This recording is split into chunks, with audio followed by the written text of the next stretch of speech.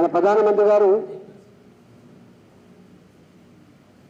ప్రధానమంత్రి గారు బయట దేశాలకు పోయినప్పుడు ఆ దేశాల యొక్క ఆతిథ్యం కావచ్చు, ఆ దేశాలు చూపించే ప్రేమ కావచ్చు, అన్నిటికీ మిక్కిలి నాకు తెలిసి ఒక దేశ ప్రధాన అధ్యక్షుడు నరేంద్ర మోడీ గారి కాళ్ళు పట్టుకొని నువ్వు చాలా గొప్ప ప్రధానమంత్రి అని చెప్పే స్థాయికి వచ్చావు. అంటే ఇంత చరిత్ర భారత ప్రధానమంత్రి నరేంద్ర మోడీ గారికి వస్తున్నప్పుడు ఓర్వలేక కొద్దిమంది చేసినటువంటి ఈ కామెంట్స్ ఏవైతున్నాయో, చిన్నవాళ్ళు కురుసవాళ్ళు గట్లే కామెంట్ చేస్తారు.